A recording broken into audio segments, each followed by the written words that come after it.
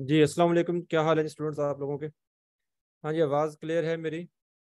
आवाज़ आ रही है तो काइंडली कंफर्म कर दें। आज हमारा क्वेश्चन आंसर सेशन है। अभी आप लोगों की जो है ग्रुप में भी क्वेश्चंस आए हुए हैं, जो कि इस क्लास के बाद इंशाल्लाह मैं इसका आंसर भी करता हूँ।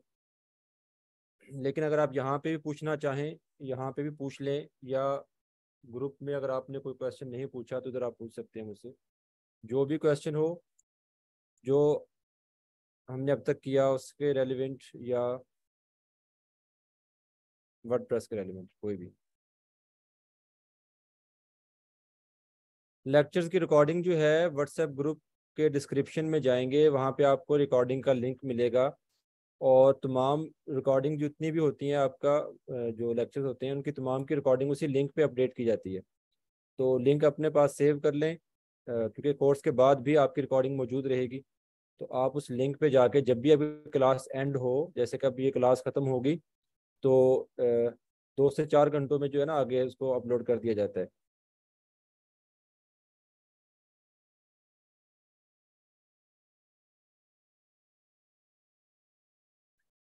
अच्छा जी, थीम का कलर चेंज किया जा सकता है। थीम का जो कलर होता है वो कोई फिक्स कलर नहीं होता। अगर आप जाएंगे थीम की सेटिंग्स में तो वहाँ पे आपको कस्टमाइजेशन का जो ऑप्शन मिलता है, या वहाँ पे थीम कलर्स के नाम से सेक्शन मिल सकता है आपको, ठीक है। तो या ग्लोबल कलर्स लिखा होता है, तो डिफरेंट नेम से वहाँ पे आपको ऑप्शन मिल जाता है। एक तरीका तो ये होता है कि आप वहाँ पे जाएं और जो कलर ऑलरेडी उन्होंने सेट किए हुए हैं। अब सेट किस तरह से किए होते हैं? उन्होंने सेट किया होता है जी, हेडिंग का कलर, टेक्स्ट का कलर, बटन का कलर, हेडर फुटर का कलर, या बैकग्राउंड कलर, या थीम का जो मेन कलर होता है वो वहाँ पे उन्होंने अलग अलग सेट किए होते हैं।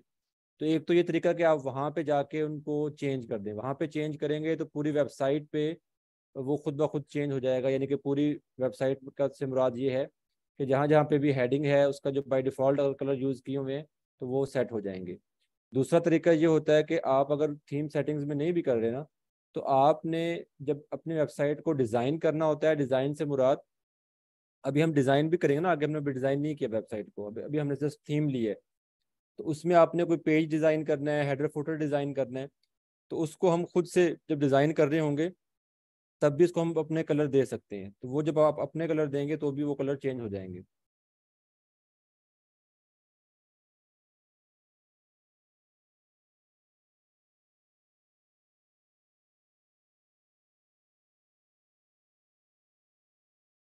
चलिए, इमेज की जो हाइट और विड्थ है, ये देखें वेबसाइट में जो है ना, जो अभी तक आपके पास जो एडिटर है जिसके साथ आप डिज़ाइन कर रहे हैं या करना चाह रहे हैं, इसमें आपको लिमिटेड से ऑप्शंस मिलते हैं, ठीक है। अभी हमने आगे जाके डिफरेंट पेज बिल्डर के साथ वर्क करना है, जो आपको इससे ज़्यादा ऑप्शंस देता है कोई भी चीज़ कस्टमाइज करने की या डिज़ाइन करने के लिए।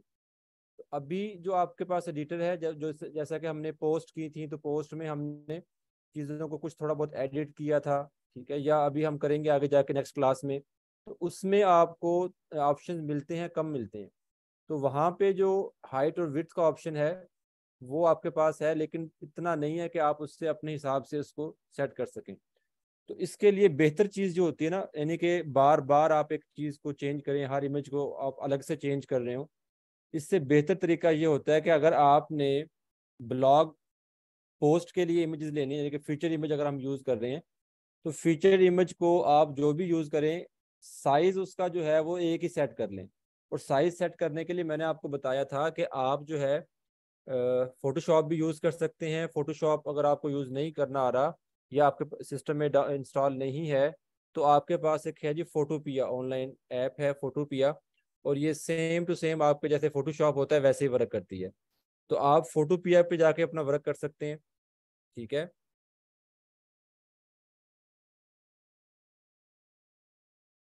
फोटोपिया यूज़ कर लें, ठीक है। फोटोपिया पे जाके आप क्या कर सकते हैं, अपनी इमेज को, उन चीज़ों को रिसाइज कर सकते हैं।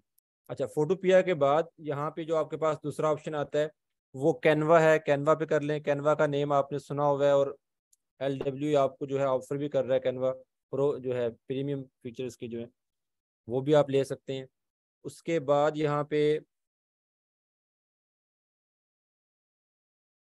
ऑनलाइन रिसाइजर या इमेज रिसाइज लिख लेना आप, ऐसे कोई भी कीवर्ड लिखें। तो ये आपके पास डिफरेंट इमेज रिसाइजर आ गई हैं। ठीक है, जिनको आप कोई भी इमेज दें तो वो उसको रिसाइज कर देते हैं। ठीक है, तो इनको आप यूज करें तो इसकी मदद से आप क्या कर सकते हैं, अपनी इमेज को रिसाइज कर सकते हैं। एक साइज सेट कर लें।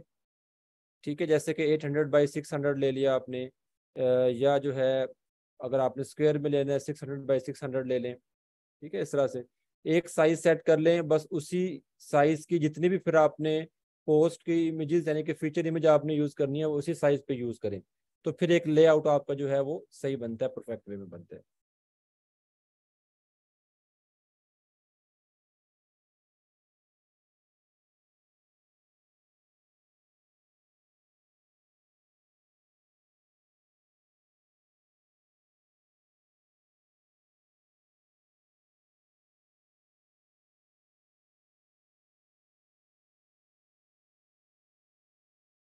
पोस्ट के साथ लगी हुई इमेज शो नहीं हो रही? अच्छा, पोस्ट के साथ अगर आपने फीचर इमेज यूज की है ना, फीचर इमेज जो कि साइड बार में ऑप्शन आ रहा होता है। फीचर इमेज का ये होता है कि वो आपके टाइटल के साथ शो होती है, होम पेज पे या जो भी आपका पोस्ट पेज है वहां पे शो हो रही होती है। अगर आपने जो है इमेज यूज की है डिस्क्रिप्शन के साथ, कंटेंट के अंदर जो डिस्क्रिप्शन है उसके अंदर आपने इमेज सेलेक्ट की है, ऐड की है, वो नजर नहीं आएगी। ठीक है, वो जब आप क्लिक करेंगे अपनी टाइटल पे पोस्ट के, तो फिर वहां पे डिटेल से ओपन हो, जब होगी पोस्ट तो वहां पे शो होगी।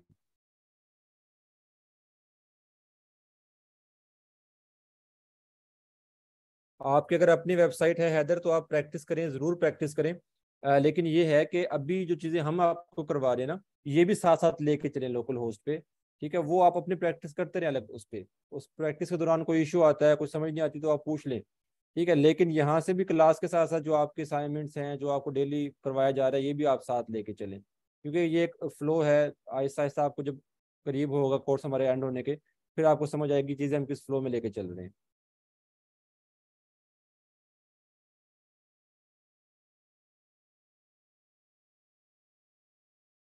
वर्डप्रेस को या जैम्प सर्वर को जो आप सेटअप करते हैं लोकल होस्ट पे, उसके लिए किसी विंडो की या सिस्टम की रिक्वायरमेंट नहीं है। विंडो 7 हो, 8 हो, 10 हो, 11 हो, जो भी है, हर विंडो में जैम्प सर्वर भी इंस्टॉल हो जाता है और जैम्प सर्वर पे जो आपका सेटअप है वेबसाइट का वो भी हो जाता है जी।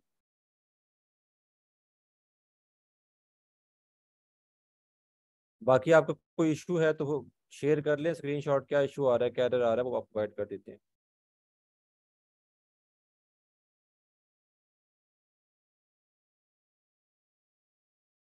देखिए, दो चीज़ें हैं बिलाल अहमद। पहली चीज़ तो ये कि आपने जैम्प सर्वर डाउनलोड किया और उसको इंस्टॉल कर लिया। अब जो मोस्टली आपको एरर आ रहे होते हैं ना, डाउनलोड जब जैम्प सर्वर को हम स्टार्ट करते हैं, स्टार्ट करने के दौरान आपको एरर आ गया। ठीक है, वो एरर जो है वो प्योरली आपके जैम्प सर्वर के होते हैं, वर्डप्रेस के नहीं होते। वर्डप्रेस का जो एरर होगा वो आपको जब वेबसाइट ओपन करेंगे ना तब शो होगा। ठीक है, यानी कि अक्सर आपने देखा होगा कि पेज नॉट फाउंड आ जाता है। तो वो आपका जो एरर है वो इस वजह से है कि उसका नेम जो है वो उसको नहीं मिल रहा जैम्प सर्वर को। ठीक है, आपका नेम जो आपने इंटर किया ब्राउजर पे और फोल्डर नेम मैच नहीं हो रहे। या फिर ये हो सकता है कि जैम्प सर्वर के एक से ज़्यादा फोल्डर मौजूद बने हुए हैं आपके पास, तो वो फिर इस वजह से आप उस एक्सेस नहीं कर पाता उस वेबसाइट को या वर्डप्रेस फोल्डर को। या फिर जब आप वेबसाइट ओपन कर लें तो वेबसाइट ओपन होने के बाद आपको एरर नज़र आ रहे होते हैं, आपके ब्राउज़र पे नज़र आ रहे होते हैं। तो ब्राउज़र पे जो एरर नज़र आए वो वेबसाइट का होता है, वर्डप्रेस पे जिसे हम कह लें। और जो आपके सर्वर जब स्टार्ट करते हैं और तब आपको एरर नज़र आ रहे होते हैं वहीं पे कंट्रोल पैनल जो है जैम्प कंट्रोल पैनल, तो वो प्योरली आपके जैम्प कंट्रोल के पैनल के इसके जैम्प इसके सर्वर के हैं।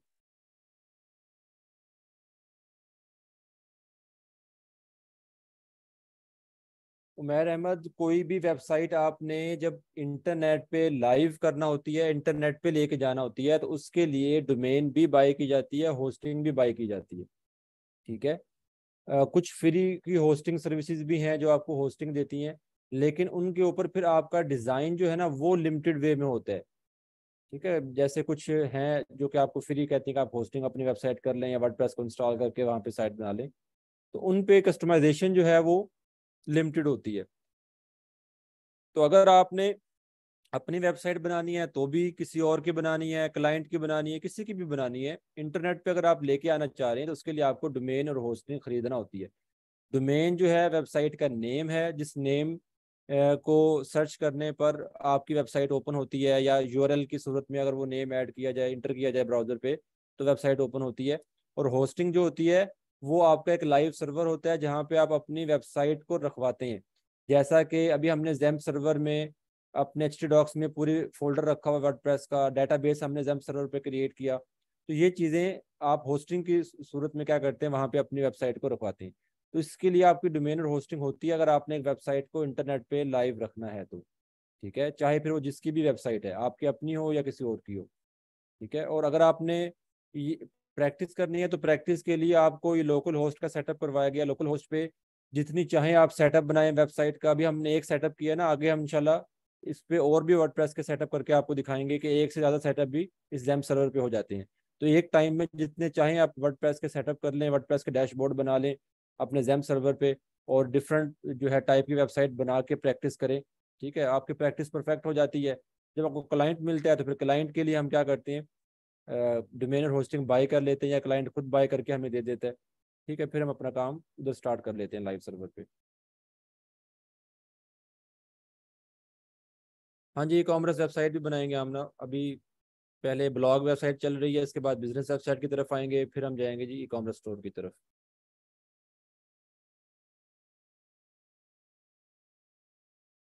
थीम जो है इंस्टॉल करना एक अलग चीज़ है। आप अपने डैशबोर्ड में जाते हैं, थीम के सेक्शन में जाते हैं, और वहां पे जाके कोई भी ऐड न्यू कर लें थीम। आपके डैशबोर्ड में एक टाइम में 3 4 5 6 जितने चाहे थीम आप इंस्टॉल कर लें। लेकिन इतने करने नहीं होते, क्योंकि आपको थीम एक टाइम में एक ही इस्तेमाल होते हैं, बाकी इस्तेमाल नहीं होंगे। जब बाकी इस्तेमाल ही नहीं हो रहे, फिर रखने का फायदा भी नहीं है उन्हें। ठीक है, तो थीम जो है वो इंस्टॉलेशन हो जाती है, लेकिन एक्टिव एक ही होगा एक टाइम में। और जो एक्टिव होगा, डिजाइन जो आप बनाएंगे वो उसी के ऊपर बनेगा। और डिजाइन बनाने के बाद अगर आपने थीम चेंज किया, किसी और थीम को आप एक्टिव कर लेते हैं इंस्टॉल करके, तो फिर आपका वो डिजाइन भी गया जो आपने पहले वाले थीम पे बनाया था। फिर थीम गई तो डिजाइन भी गया। ठीक है, ये चीज जरा समझ लें।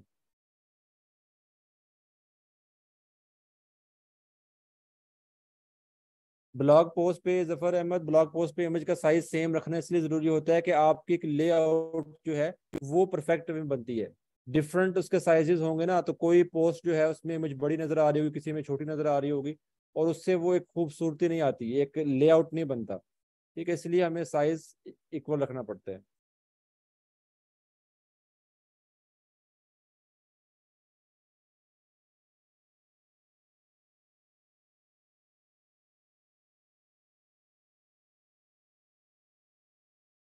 उम्मे हबीबा, हेलो पोस्ट या हेलो वर्ड जो लिखा नजर आ रहा है वो भी एक पोस्ट है। जैसे आप पोस्ट कर रहे हैं ना, वो भी एक पोस्ट है जो कि वर्डप्रेस की तरफ से ऑलरेडी आपके डैशबोर्ड पे हुई हुई है। और अगर आपने, मैंने ये बताया भी था लास्ट क्लास में, अगर आपने उसको रखना है तो आप रख लें, जैसे कि आपके डैश वेबसाइट पे नज़र आ रही है। अगर आपने उसको ख़त्म करना है तो दो तरीके हैं। एक तो ये कि आप अपने पोस्ट वाले सेक्शन पे जाएं जहाँ पे आपकी तमाम पोस्ट नज़र आ रही हैं, डैशबोर्ड पे पोस्ट नज़र आ रही हैं जो। ठीक है, और वहाँ पे जब आप किसी भी पोस्ट के ऊपर अपना कर्सर करते हैं ना, मोबाइल अपना माउस करते हैं, तो उसके नीचे ऑप्शन आता है, एडिट का ऑप्शन आता है, एक आता है क्विक एडिट का। क्विक एडिट में क्लिक करें और आपको वहाँ पे ऑप्शन मिल जाएगा जहाँ पे पब्लिश लिखा होगा। पब्लिश पे क्लिक करेंगे तो वहाँ पे ड्राफ्ट का ऑप्शन है, ड्राफ्ट सेलेक्ट करें, अपडेट करें। आपकी वेबसाइट जो पोस्ट है वो ड्राफ्ट में चली गई, वो आपकी वेबसाइट पे नजर नहीं आएगी। तो ड्राफ्ट एक तरीका तो डिलीट करना है ना, डिलीट करने का ऑप्शन ट्रैश होता है, उसे डिलीट कर दें। आप डिलीट भी नहीं करना चाह रहे और आप भी चाह रहे हैं कि नज़र भी ना आए, तो फिर आप उसे ड्राफ्ट में डाल दें। वो आपके डैशबोर्ड पे पड़ी रहेगी, लेकिन आपके वेबसाइट पे नज़र नहीं आएगी।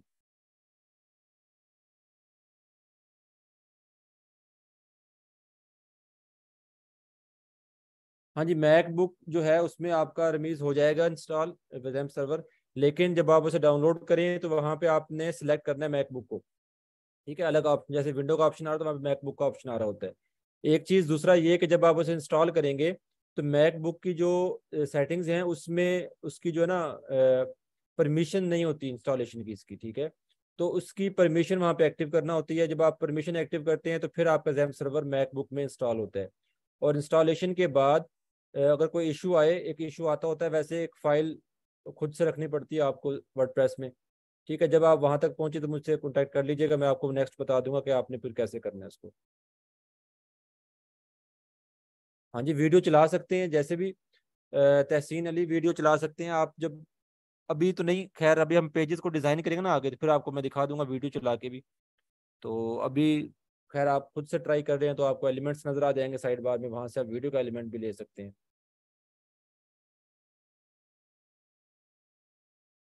मुकद्दस नईम, डैशबोर्ड जो है वो ओपन करना पड़ता है अपाचे और माइस्क्ल को स्टार्ट करने के बाद खुद से ओपन नहीं होता।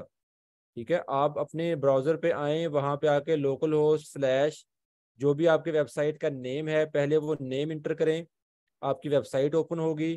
फिर उसी यूआरएल के आगे स्लैश wp-admin लगाएं, फिर आप डैशबोर्ड में जाएंगे।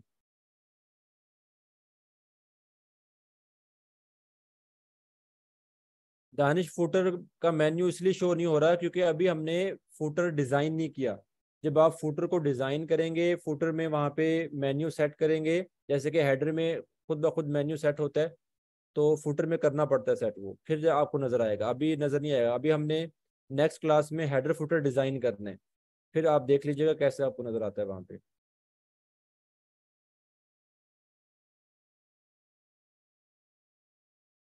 किरण, कौन सा फोल्डर आप कह रहे हैं HTML का, किस जगह पे शो नहीं हो रहा?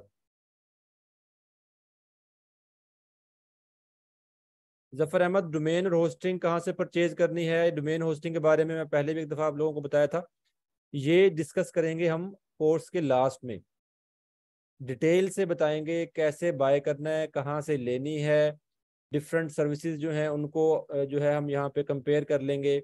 उसके बाद फिर बाय करने के बाद आगे क्या तरीका है उसको सेटअप करने का, ये तमाम चीज़ें इंशाल्लाह आपको बताई जाएंगी। ये क्वेश्चन जो हैं ये आपको इंशाल्लाह कोर्स के लास्ट में आंसर हो जाएंगे इसके।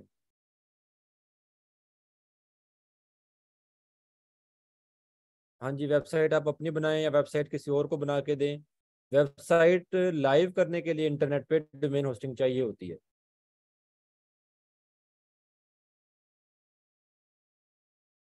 हैदर अली, डिपेंड करता है कि आपने डोमेन और होस्टिंग जो है वो 1 साल के लिए लेनी है, 2 साल के लिए, 3 साल के लिए, और उसके बाद फिर आप उसको रिन्यू करवाते हैं। आपका जो पैकेज है या आपने अपनी डोमेन अपने नाम पे रजिस्टर करवाई है वो रिन्यू करवानी पड़ती है।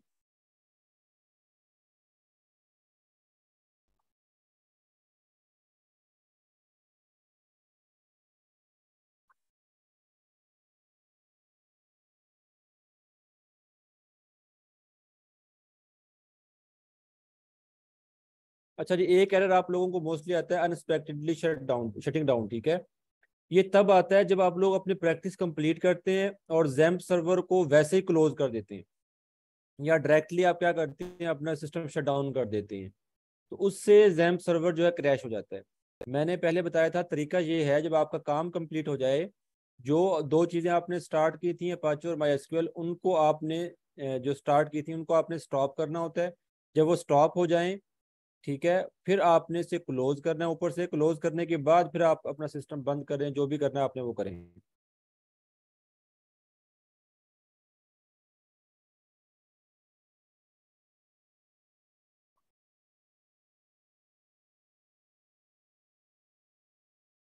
हाँ जी, प्रोडक्ट सेल वाली वेबसाइट भी हम सीखेंगे इंशाल्लाह।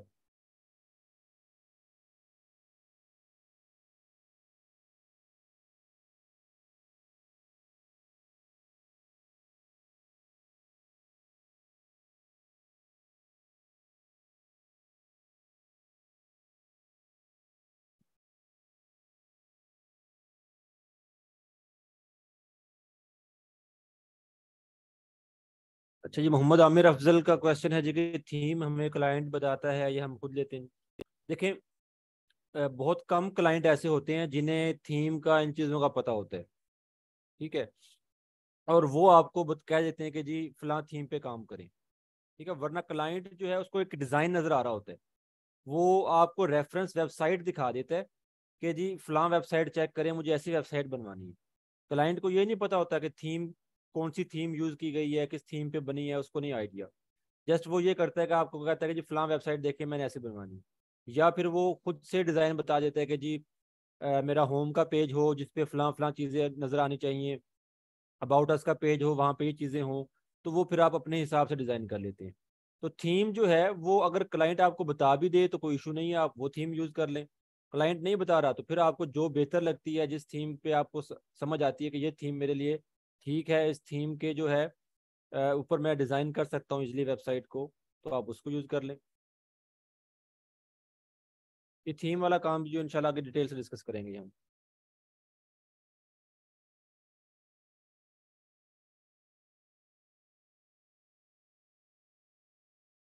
बिलाल अहमद, अभी बता के हटाऊँ, जब आप एक थीम पे डिज़ाइन बनाना शुरू कर दें और फिर आप डिज़ाइन बनाने के बाद थीम चेंज करेंगे तो डिज़ाइन भी आपका ख़त्म हो जाएगा। डिज़ाइन जो है वो थीम के ऊपर होता है। जब थीम ही नहीं रही, थीम ही आपने चेंज कर दी, तो फिर डिज़ाइन कैसे आपको मिलेगा?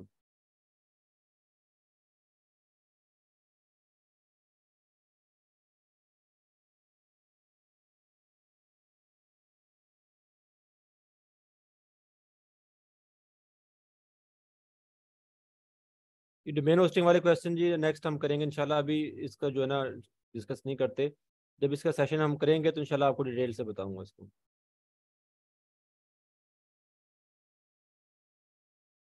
नहीं, थीम चेंज करने से पोस्ट नहीं जाएगी।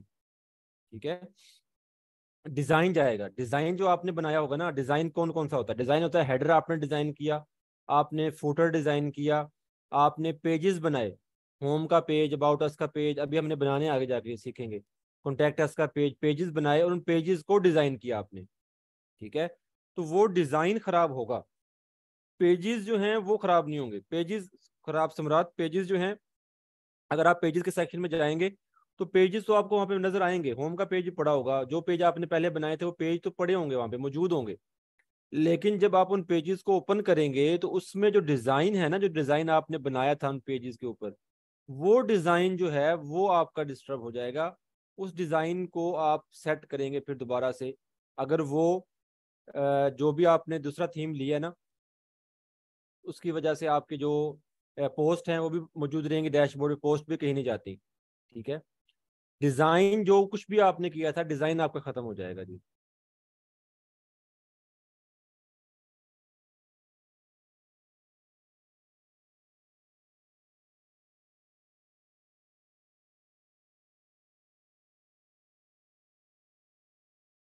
किरण, आपका क्वेश्चन जो है ना मुझे समझ नहीं आ रही कि कौन से फोल्डर की बात आप कर रही हैं।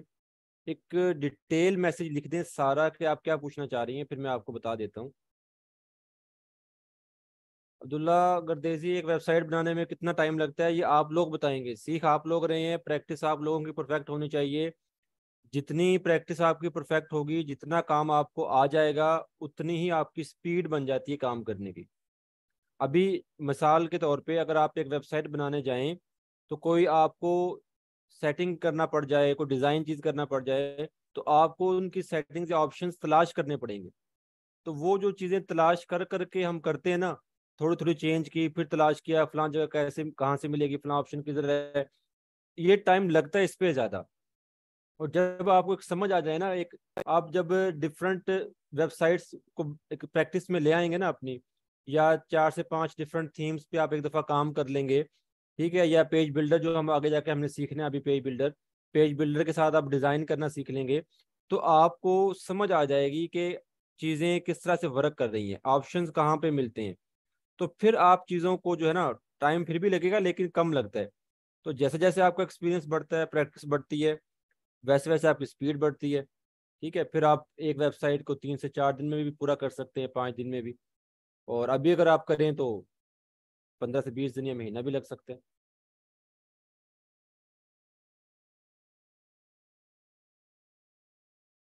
हफ्सा अनवर, सैम्पल पेज जो है, जैसे वर्डप्रेस आपने इंस्टॉल किया, इंस्टॉलेशन होने के बाद एक सिंपल सा लेआउट, जिसे हम थीम कहते हैं, 2023, वो आपको इंस्टॉल मिली।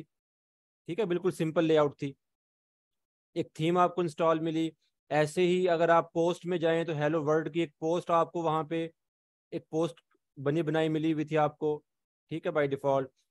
ठीक है, ऐसे ही अगर आप प्लगइन्स में जाएं तो वहाँ पे 2 प्लगइन्स जो है वो मौजूद होते हैं। ठीक है, पड़े होते हैं, वर्डप्रेस पे बाय डिफॉल्ट इंस्टॉल होते हैं। ऐसे ही पेजेस में भी सैम्पल पेज जो है वो बना होता है। तो ये जो है एक सैम्पल पेज बन गया, हेलो वर्ल्ड की पोस्ट पड़ी हुई है, 2023 थीम जो है वो इंस्टॉल हुई हुई है। ये वर्डप्रेस की तरफ से बाय डिफ़ॉल्ट चीज़ें पहले से बनी होती हैं, और सिर्फ ये बताने या दिखाने के लिए कि आपका जो डाटा है वो इस तरह से आपको नज़र आएगा या आपके डैशबोर्ड पे इस तरह से चीज़ें मौजूद हैं। हाँ जी, इनबॉक्स में मुझे भेज दीजिएगा किरण, आपके जो भी इशू है।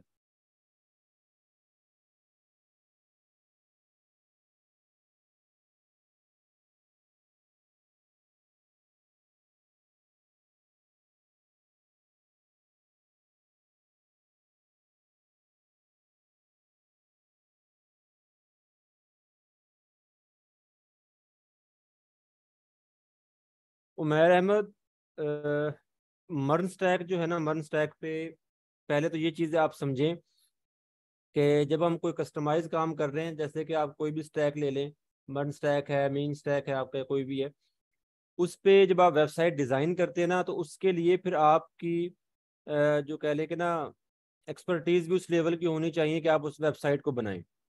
स्पेशली अगर हम बात करें, कोई आपने पोर्टल टाइप वेबसाइट बनानी है, ठीक है, तो ऐसा ही होता है। वेबसाइट पोर्टल टाइप जो होती है मोस्टली वो स्टैक पे बनाई जाती है, जैसे कि मन स्टैक है, कोई और है, ठीक है। वर्डप्रेस पे लोग कम बनाते हैं, लेकिन वर्डप्रेस पे भी चीज़ें बन जाती हैं, इतना इशू नहीं होता।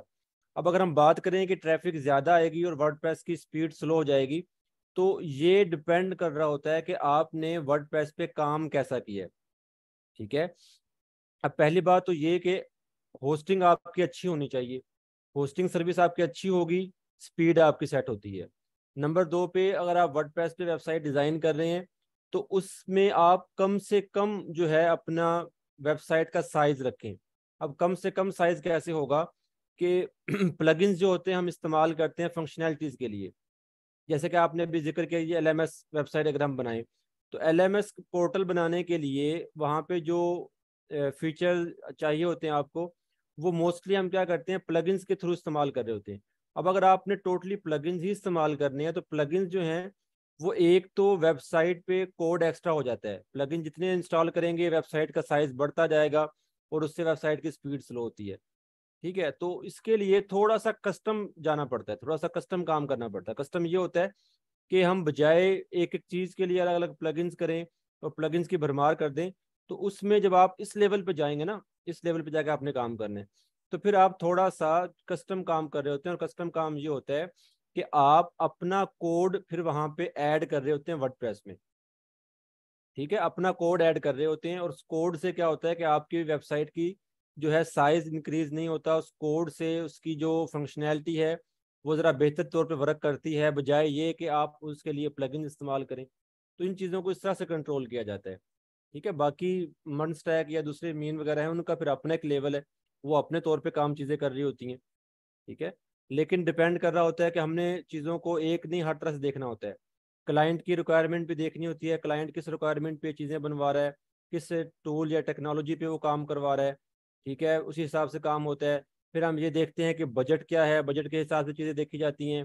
फिर ये देखा जाता है कि हमारे पास टाइम क्या है, ठीक है, टाइम फ्रेम सेट किया जाता है, क्योंकि मोस्टली जो आप किसी स्टैक पे काम करते हैं उस पर टाइम ज़्यादा लगता है।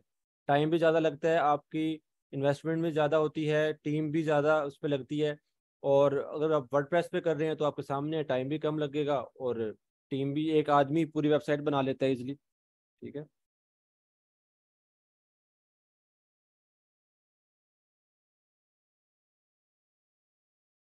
सवेरा लाजमी नहीं है कि सिस्टम बंद हो तो आपको क्रैश हो जाए, लेकिन होता है ऐसा ही है मोस्टली। तो कोशिश करें कि आप उसको इस तरह से शट डाउन करने से पहले क्लोज कर ले जैम सर्वर को।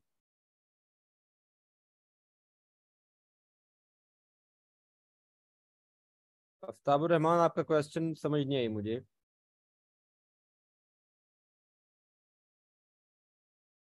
हीरा वेब डेवलपमेंट जो है ये एक ये समझें कि एक फील्ड है, एक ब्रॉड फील्ड है, और वर्डप्रेस एक टूल है। अगर आपको थोड़ा सा आइडिया हो, जैसे मैं आपको बता दूं कि ग्राफिक डिजाइनिंग का आप नेम सुनते हैं, ग्राफिक डिजाइनिंग आप ये लफ्ज इस्तेमाल करते हैं। अब ग्राफिक डिजाइनिंग तो एक फील्ड आ गई ना। अब ग्राफिक डिजाइनिंग में काम क्या करना है हमने, हमने वहां पे डिजाइन्स बनाने हैं, ग्राफिक्स बनाने हैं। अब वो ग्राफिक्स बनेंगे किस पे, उसके लिए डिफरेंट टूल्स हैं।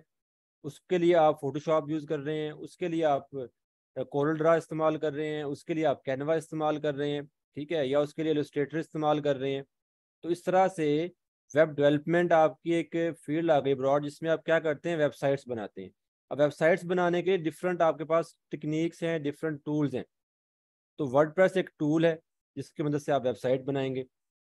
ठीक है। वर्डप्रेस के डैशबोर्ड से जो थीम आप लोग इंस्टॉल करते हैं वो थीम आपकी फ्री है टोटली। ठीक है। और थर्ड पार्टी से करें तो वो आपको पेड होती हैं, जैसे कि थीम फॉरेस्ट है या और हैं इस तरह की। वहाँ से जो आप थीम लेते हैं वो आपको पेड मिलती हैं। लेकिन वर्डप्रेस के डैशबोर्ड पे आपको हर तरह की थीम मिलेगी, क्योंकि वर्डप्रेस जो है ये फ्री है। मैंने आपको बताया था कि वर्डप्रेस फ्री है। फ्री से मुराद वर्डप्रेस के डैशबोर्ड पे जो थीम डायरेक्टरी है या प्लगइन डायरेक्टरी है, वहाँ पे जितने भी थीम या प्लगइन्स मौजूद हैं वो फ्री के होते हैं। क्योंकि वर्डप्रेस की तरफ से अब वो जो थीम या प्लगइन जो है ना, वो भी कोई और लोग बना रहे होते हैं। आप जैसे डेवलपर होते हैं जो पीछे वो बना रहे होते हैं बैठ के, और बना के वो क्या करते हैं, वर्डप्रेस की डायरेक्टरी पे अपलोड कर देते हैं कि लोग इसको इस्तेमाल करें। अब वर्डप्रेस के रिस्ट्रिक्शंस ये हैं कि वर्डप्रेस की डायरेक्टरी पे आप कोई भी थीम या प्लगइन डालेंगे वो फ्री का होगा, पेड नहीं होगा। हमने क्लाइंट को पेड नहीं देने। तो उसके लिए फिर वो क्या करते हैं कि फ्री के थीम इधर लगा देते हैं, और फ्री के थीम से या प्लगइन से हट के वो क्या करते हैं, जो प्रो लेवल के या उनके जो प्रीमियम पैकेजेस होते हैं जिसमें उन्होंने कुछ एक्स्ट्रा चीज़ें ऐड की होती हैं, उनको वो पेड कर देते हैं। जैसे कि टेम्पलेट, ये अलग चीज़ आ गई थीम से हट के, एक्स्ट्रा डिज़ाइन आ गए हैं, तो वो आपको कुछ पेड मिलते हैं, कुछ फ्री मिल जाते हैं। थीम आपको फ्री मिलेंगे। ऐसे प्लगइन्स भी जो डैशबोर्ड पे पड़े हैं डायरेक्टरी पे, वो फ्री हैं।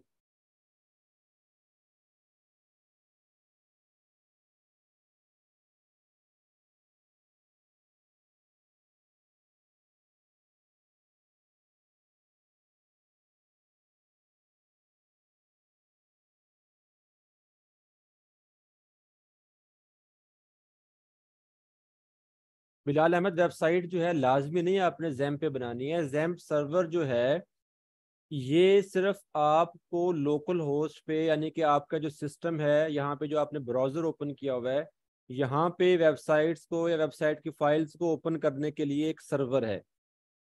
ठीक है। अब जब आपने रियल टाइम क्लाइंट का प्रोजेक्ट करना होता है, तो अब ये ज़रूरी नहीं होता कि वो पहले आप जैम सर्वर पे बनाएंगे फिर उसको माइग्रेट करेंगे लाइव सर्वर पे। ठीक है। माइग्रेशन का ऑप्शन होता है, माइग्रेट हम कर सकते हैं लाइव सर्वर पे, लोकल होस्ट से लाइव सर्वर पे हम ले जा सकते हैं, उसको माइग्रेट करवा सकते हैं। लेकिन मैं ये समझा रहा हूँ कि ये ज़रूरी चीज़ नहीं होती कि आपने इसको जैम सर्वर पे बनाना है पहले फिर लेके जाएं। जब क्लाइंट का प्रोजेक्ट करना है, हमने इंटरनेट पे लाइव करनी है वेबसाइट, तो हम स्टार्टिंग में ही डोमेन होस्टिंग बाय करके फिर वहां पे ही काम करते हैं, लाइव सर्वर पे ही जो होस्टिंग आपने खरीदी वहीं पे ही वर्डप्रेस को इंस्टॉल किया जाता है।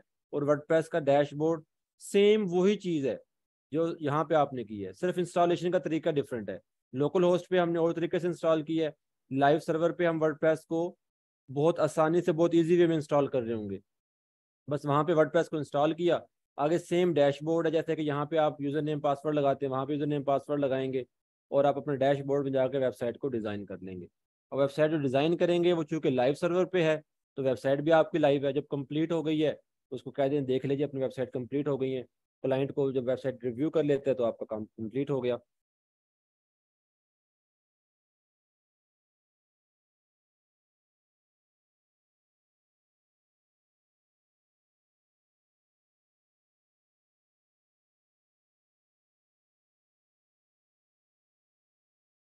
मोबाइल रिस्पॉन्सिव वेबसाइट कैसी होगी, जो मोबाइल रिस्पॉन्सिव वेबसाइट भी इंशाल्लाह आगे जाके हम डिस्कस करेंगे इसको, और देखेंगे कि जी मोबाइल रिस्पॉन्सिव कैसे की जाती है। रिस्पॉन्सिव वेबसाइट का मतलब ये होता है कि जैसे अभी मेरा सिस्टम या लैपटॉप है, इसकी स्क्रीन साइज और है, आपके पास जो लैपटॉप या सिस्टम होगा उसकी स्क्रीन साइज इससे कम या ज़्यादा हो सकती है। ठीक है। किसी के पास जो है टैब है तो टैब की स्क्रीन इससे भी कम होगी, या किसी ने वेबसाइट को मोबाइल में ओपन किया हुआ है तो वो और भी स्क्रीन साइज कम हो गया। तो वेबसाइट रिस्पॉन्सिव का मतलब ये होता है कि आपकी वेबसाइट जिस चाहे मर्जी स्क्रीन में ओपन हो, छोटी स्क्रीन में हो मोबाइल वाली या बड़ी स्क्रीन में हो सिस्टम या लैपटॉप की, हर स्क्रीन में परफेक्ट नज़र आए। उसकी जो अलाइनमेंट है, उसका जो डिज़ाइन है, वो डिस्टर्ब ना हो, आगे पीछे चीज़ें ना हो, वो बिल्कुल परफेक्ट वे में नज़र आ रहा हो, इसको हम कहते हैं रिस्पॉन्सिव होना। तो रिस्पॉन्सिव कैसे किया जाता है वेबसाइट को, ये इंशाल्लाह आगे जाके हम इसको भी डिटेल से देखेंगे।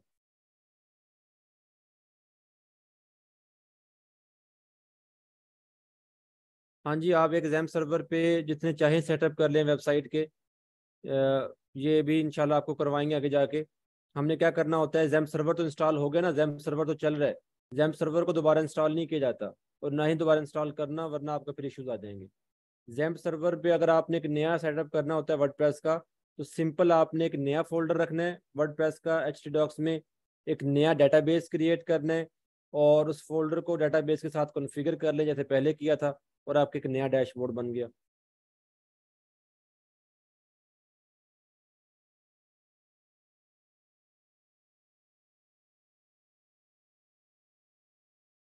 डेटाबेस क्या होता है जी? डेटाबेस आपकी वेबसाइट का जो भी आप काम करते हैं उसके लिंक होते हैं, उनको सेव करने के लिए इस्तेमाल किया जाता है डेटाबेस।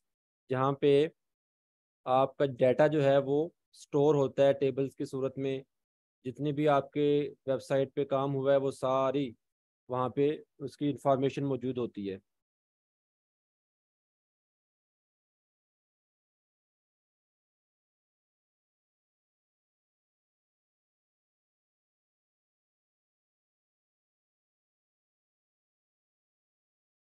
अफसानवर, अगर आपकी कैटेगरीज आपने बनाई हैं तो फिर आप अपने मेन्यूज़ में जाएं, मेन्यू क्रिएट करें, उन कैटेगरीज को मेन्यू में ऐड करें, और फिर उसे प्राइमरी मेन्यू के तौर पर सेलेक्ट करें, तो आपके हेडर में आपके प्राइमरी मेन्यू में कैटेगरीज शो हो जाएंगी।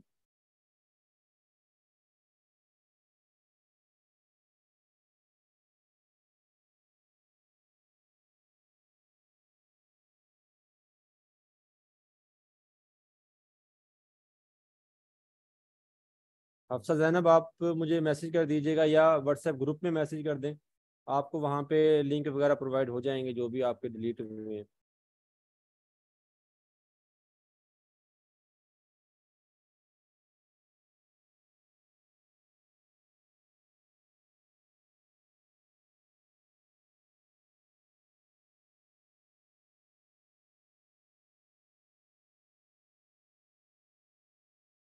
आफ्ताब भाई, वर्डप्रेस पे अर्निंग नहीं होती, अर्निंग होती है आपकी साइट पे। ठीक है, और अर्निंग जो आप कह रहे हैं ना बार बार, इंप्रेशन, क्लिक्स, कमेंट्स, ये अलग चीजें हैं। ये ब्लॉगिंग की तरफ जब आप आएंगे तब होता है कि आपने एक ब्लॉग वेबसाइट बनाई, उस ब्लॉग वेबसाइट पे अपना कंटेंट शेयर कर रहे हैं। उस कंटेंट को फिर आप गूगल के साथ, गूगल एडसेंस के साथ आप उसकी अप्रूवल ले लें। फिर आपकी जो ट्रैफिक आएगी, उस ट्रैफिक के ऊपर आपके जो भी गूगल ने पैरामीटर सेट किए हुए हैं, उस हिसाब से वो आपको अर्निंग होती है। तो ये चीज़ें अलग हैं, इसे हम लेते हैं ब्लॉगिंग की फील्ड में।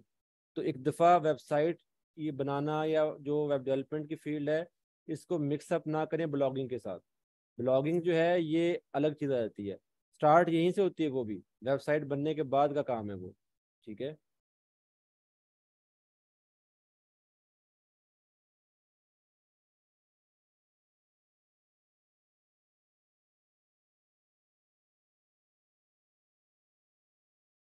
Meera Chaudhary, web web development जो है, मैंने बताया कि वेब डेवलपमेंट एक ब्रॉड टर्म है जिसमें आपके पास आगे फिर डिफरेंट टूल्स आ जाते हैं कि आपने किस टूल के साथ वेबसाइट बनानी है। वेब डेवलपमेंट का मतलब है वेबसाइट्स बनाना।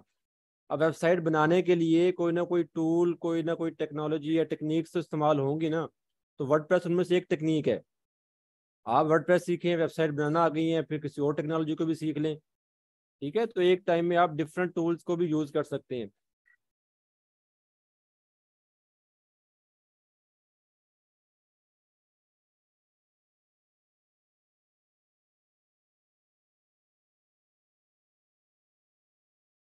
एलिमेंटर फ्री है, फ्री में ही हम वेबसाइट सीखेंगे, और फ्री के साथ आप अच्छी वेबसाइट बना सकते हैं। ठीक है, बाकी जो उसका पेड है ना, जो एलिमेंटर प्रो है, वो भी आपको मैं प्रोवाइड कर दूंगा।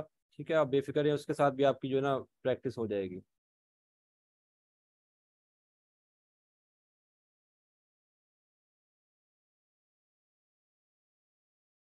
हाँ जी, हम लाइव सर्वर पे भी इंशाल्लाह करेंगे काम लास्ट में।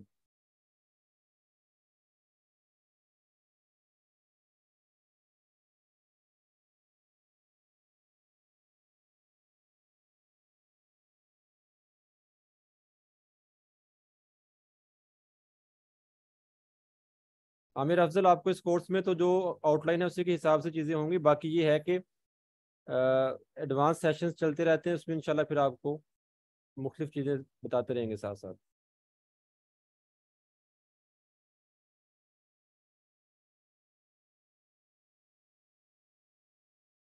हाँ जी, डेटाबेस बनाना ज़रूरी है। डेटाबेस अगर नहीं बनाएंगे तो जो आपने वर्डप्रेस पे या वेबसाइट पे जो अपने काम करना है, जो चीज़ें आप बना रहे हैं, डिज़ाइन कर रहे हैं, उनकी जो कह लें कि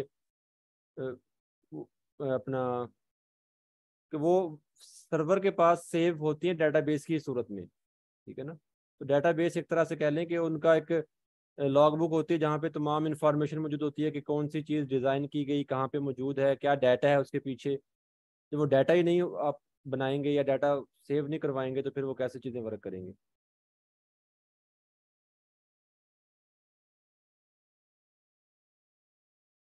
उनमें भी बस सीक्वेंस ज़रूरी नहीं है। आप जैसे मर्जी पोस्ट करें। ठीक है ना। ये ज़रूरी नहीं है कि पहले आपने 3 बिजनेस में करनी है फिर 3 एजुकेशन में, ये ज़रूरी नहीं है। आप जैसे अब देखें ना, अगर आपने एक ब्लॉग वेबसाइट बनाई हुई है, उसके उसमें आपके पास 10 डिफरेंट कैटेगरीज हैं। अब आपने आज पोस्ट करनी है एक कैटेगरी में, कल आपने दूसरे में करनी है, परसों तीसरे में करनी है। तो कोई नो इशू, बेशक आज आप दो इकट्ठी कर दें सेम कैटेगरी में। ठीक है। या एक कैटेगरी को आप ना यूज़ करें, बाकी में कर लें। तो ये डिपेंड करता है कि आप किस में करना चाह रहे हैं। तो ये सीक्वेंस ज़रूरी नहीं है। चलें जी, हमारे काफ़ी क्वेश्चन जो हैं वो कवर हो चुके हैं। बाकी जो रह गए हैं वो इंशाल्लाह नेक्स्ट हमारा जो क्वेश्चन सेशन होगा तब हम डिस्कस कर लेंगे। या फिर आप व्हाट्सएप ग्रुप में पूछ लीजिएगा। एक चीज़ ध्यान में रखें कि व्हाट्सएप ग्रुप में जो आपके क्वेश्चंस होते हैं उनको मैं आंसर कर देता हूँ। ठीक है। वहाँ पे फौरी तौर पे आंसर बाज़ औक़ात नहीं होता, क्योंकि मेरी क्लास चल रही होती है उस टाइम, जिस टाइम आपकी जो है वो चैट ओपन होती है या कोई और इस जगह बिजी होता हूँ, लेकिन आपको आंसर कर दिया जाता है। तो इस चीज़ में आप लोगों ने ये नहीं सोचना कि हमें ग्रुप में ऐड कर दिया गया, हमें आंसर नहीं मिल रहे, हमारे इश्यूज सॉल्व नहीं हो रहे। आप मुझे पर्सनल मैसेज भी कर दें। मेरा नहीं ख्याल कि अब तक मुझे कोई पर्सनल मैसेज आया और मैंने अब तक उसको रिप्लाई ना किया हो। फौरी रिप्लाई अगर नहीं भी करता ना, तो सुबह किया तो शाम तक रिप्लाई हो जाता है, या आपने शाम को किया तो नेक्स्ट डे उसको रिप्लाई कर देता हूँ मैं। रिप्लाई ज़रूर करता हूँ। तो इस चीज़ में आप लोगों ने ये परेशान नहीं होना। आपके जो क्वेश्चंस हैं वो आप ज़रूर पूछें व्हाट्सएप ग्रुप में भी या पर्सनल मैसेज करके, और फिर थोड़ा सा वेट कर लें, आपको उसका रिप्लाई इंशाल्लाह मिल जाएगा। ठीक है। तो अब हमने काफ़ी क्वेश्चंस को कवर किया है। इसके बाद जो क्वेश्चंस हैं, कुछ क्वेश्चंस ऐसे हैं जो आगे जाके हमने डिस्कस करना है। ई कॉमर्स स्टोर को डिस्कस करना है, पेज बिल्डर को डिस्कस करना है, डोमेन होस्टिंग को डिस्कस करना है, लाइव सर्वर को डिस्कस करना है, क्लाइंट के साथ कैसे डील करना है। ये तमाम चीज़ें आपके कोर्स में मौजूद हैं। आगे जाके इनको हम कंप्लीट करेंगे। तो इनके अलावा जो आपके इश्यूज या क्वेश्चन हैं वो आप मुझसे पूछ लीजिएगा इंशाल्लाह। उसको हम आगे जाके कवर कर लेंगे जी। ठीक है। उर्दू भी आपको बता दूंगा जिन नेक्स्ट जो हमारा सेशन होगा कि उर्दू आप कैसे यूज़ कर सकते हैं। ठीक है जी, टाइम हमारा अप हो गया। ठीक है। जो क्वेश्चन कोई रह गए हों तो फिर वो आप व्हाट्सएप ग्रुप में या पर्सनल पूछ लीजिएगा। ठीक है। या नेक्स्ट हमारा जो क्वेश्चन सेशन होगा तब हम उसे डिस्कस कर लेंगे जी। ठीक है जी। मिलते हैं अगली क्लास में जी। अल्लाह हाफिज़।